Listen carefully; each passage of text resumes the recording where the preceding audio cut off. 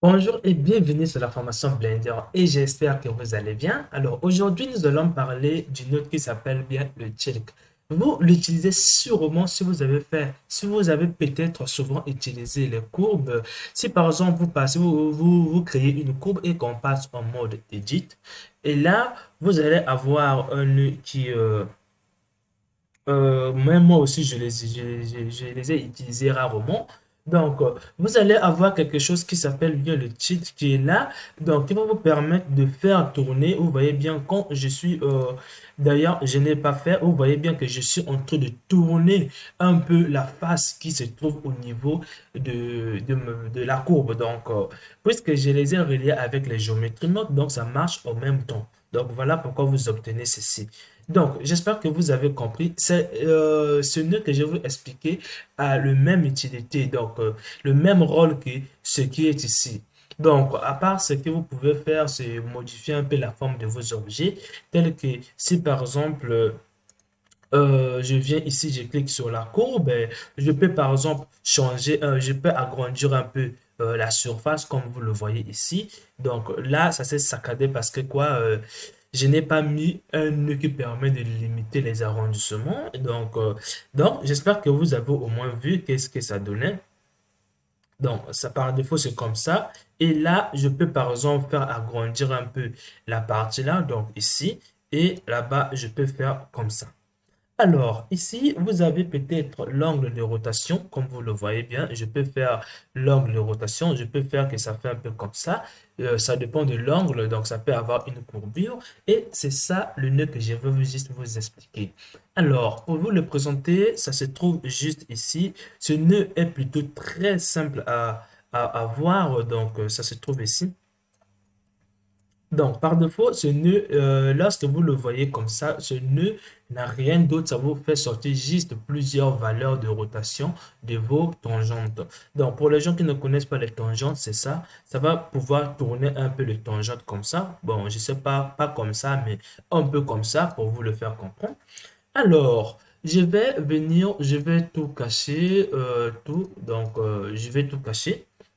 Je vais créer un objet, n'importe quel objet, donc je vais quitter le mode Edit et je vais créer n'importe quel objet.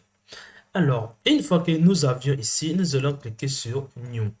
Alors, une fois qu'on a cliqué sur New ici, euh, ce que je vais vous expliquer, ça se trouve juste ici. Donc, je vais enlever, on va créer une courbe. Et donc, pour nous, nous allons choisir cette courbe qui est un peu plus compliquée, mais tant mieux, ça sera utile pour nous. Donc, moi, je vais essayer de déformer un peu la courbe ici. Donc, pour cela, je vais augmenter un peu cette bosse-là. Donc, je vais augmenter ça un peu plus en haut. Puisque nous sommes Y, donc je vais l'augmenter au niveau de Y comme ça. Et l'autre boss, je vais le descendre un peu plus en bas comme ça. Donc, une fois qu'on a fait ceci, c'est que je vais vous expliquer, se trouve juste dans les courbes ici et vous allez voir, ça s'appelle bien ici le tilt. Alors, une fois que vous avez fait ici, ça nous reste maintenant à l'utiliser. Par défaut, je dirais pas par défaut, mais vous ne pouvez pas l'utiliser si vous n'utilisez pas son maître. Donc, si vous n'utilisez pas c'est qui nous permet de l'utiliser. Donc, celui qui permet de l'utiliser, ça se trouve juste en bas, ça se trouve bien le 7 ici. Lorsqu'on en a ici, on a la possibilité donc, on a la possibilité de mettre une courbe et de faire comme ça. Alors là, il y a quelque chose qui s'est passé, mais nous, on ne le voit pas. Parce que quoi, une courbe, le plus simplement, ça sert à rien si vous le faites à une courbe simple. Donc, il va falloir qu'on donne d'abord la forme à notre courbe pour que ça marche. Donc, pour que nous le faisions, nous allons venir donner la forme. On va le convertir en mèche pour que ça ait une forme. Et là, une fois qu'on a fait, nous allons venir ici donc ici, nous allons prendre par exemple un arc de cercle ici et nous allons le mettre dans Profile. Une fois qu'on a fait, on va juste diminuer le rayon. Donc, on va avoir quelque chose d'un peu plus comme ça, comme vous le voyez. Maintenant, mon centre n'est pas centré sur la vie. Donc, je vais venir ici et je centre. Donc, comme vous le voyez ici, je vais agrandir un peu cette bosse qui est là en faisant sur sur cette valeur qui est comme ça. Alors, je vais pouvoir connecter mes faces pour que ça soit un peu plus connecté. Comme ça, quand vous le voyez que c'est plutôt coupé. Donc, si j'augmente un peu plus la valeur, vous allez avoir quelque chose qui s'ouvre comme ça. Donc, moi, je veux le laisser aplati comme ça. Bon, je pense que ça, c'est pas un bon exemple pour vous le montrer. Donc, moi, je vais prendre juste une ligne pour créer un plan. Donc, je vais prendre ligne et je mets ligne sur profile.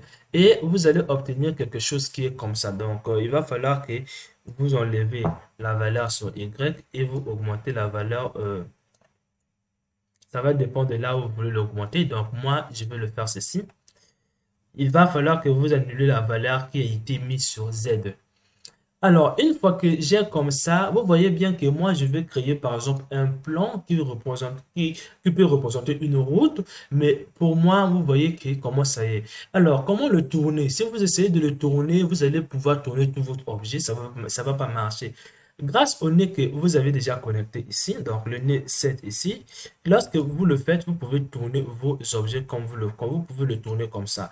Mais pour mieux le tourner, il est mieux de dire que tu prends d'abord la rotation de départ et tu ajoutes une rotation pour que ça tourne. Sinon, là, ça, c'est pas bon. Donc, vous allez le mettre comme ça et là, c'est la rotation de départ.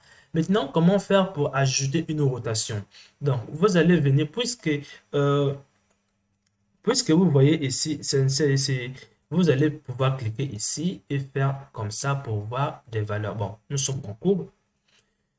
Donc, puisque vous avez un champ de valeur qui est comme ça, il va falloir que vous augmentez. Quand c'est vert comme ça veut dire que c'est simplement une valeur. Donc, vous allez faire rentrer une valeur. Donc, moi, par exemple, je vais additionner avec une valeur. Donc, je vais venir dans les utilitaires. Je prends math, je mets ici. Et là, je peux augmenter comme vous le voyez. Attention, j'ai bien pris il y a deux maths dans les géométries Node. Il y a vecteur math et il y a le math pour les valeurs. Puisqu'ils sont en couleur verte, donc moi, je vais choisir mathématiques pour des valeurs. Et là, ça marche bel et bien, comme vous le voyez. Donc, je vais augmenter, diminuer un peu comme ça. Donc, je peux rester comme ça. Maintenant, une fois que vous avez fait, c'est ça ce nœud. Donc, ce nœud va vous permettre de prendre en compte la rotation de départ. Donc, si vos objets avaient déjà une rotation, ça le permet de le prendre en compte. Il faut toujours le faire ensemble les deux. Il faut toujours les faire ensemble. Donc, je vous le conseille de le mettre vraiment ensemble. Donc, j'espère que vous avez compris. Vous n'allez pas vraiment avoir des problèmes pour ça. Alors, on se retrouve peut-être dans la prochaine vidéo. Donc, avant de quitter même, mon objet de départ est la sphère. Sinon, j'allais vous montrer peut-être quelque chose. Mais on se retrouve dans la prochaine vidéo auquel je vais expliquer maintenant le nœud que vous avez vu que j'ai utilisé. Donc, on se retrouve dans la prochaine vidéo auquel je vais vous expliquer ce nœud.